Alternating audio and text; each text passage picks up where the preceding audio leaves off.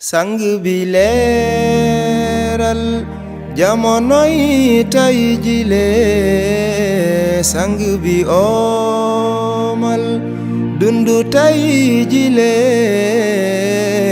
loolu moo jur am loolu moo jur xam-xam yow konte li nga moom dunu am. أعوذ بالله من الشيطان الرجيم بسم الله الرحمن الرحيم sunu sang bu tedd bi Mawlaya Sidi Mohamed El Cheikh, l'incarnation de la bonté sans limite. Rien n'est comparable à la bonté unie à la sagesse et à la gentillesse incommensurable.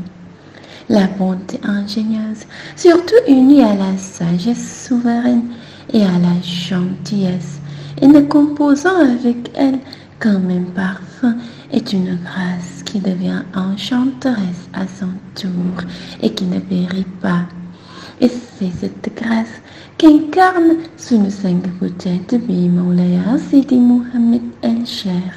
Sa sagesse est extraordinaire, sa bonté hors norme, sa gentillesse incommensurable, ses qualités louables et ses enseignements lumineux sont le soleil qui éclaire nos cœurs et nos âmes.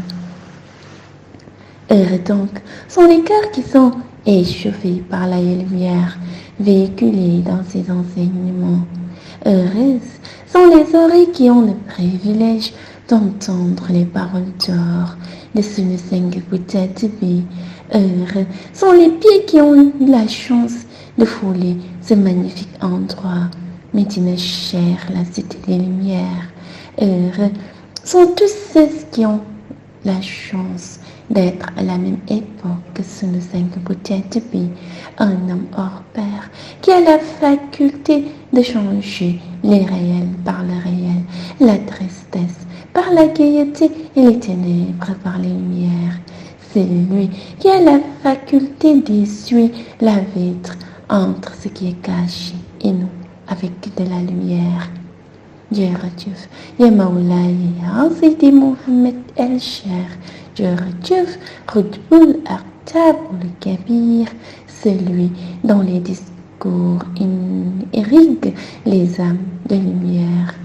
Assalamu alaikum wa rahmatullahi ta'ala wa barakatuh. أعوذ بالله من الشيطان الرجيم بسم الله الرحمن الرحيم. Recette bi sunu sang bu tedd bi son excellence Mawlaya Sidi Mohamed El Cheikh joxete ñu leen koy indil tey mooy bi ñuy defee ak turu Yàlla subhanahu wa taala bi ñuy wax Ar-Razaq.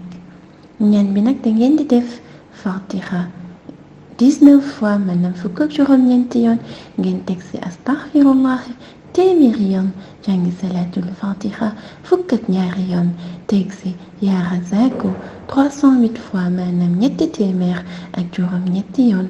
soo leen pare ngeen daal di def seen ñaan tëjee ko ak ñaar fukk ak benn peru salaatul Fatiha. ñaan bi nag ci suba si ngeen koy def ci lu tolloog diiru ak ñeent fukki fan ak benn maanaam 41 jours yu toppalante.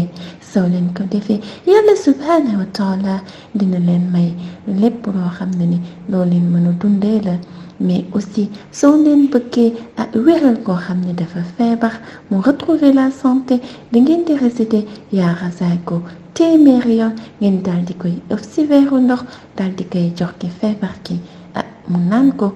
loolu lu efficace la pour vraiment mu mën a wér inchallah par la grâce de Mawlaya Cheikh Ahmed Tidiane Chérif radiyallahu ta'ala anhu.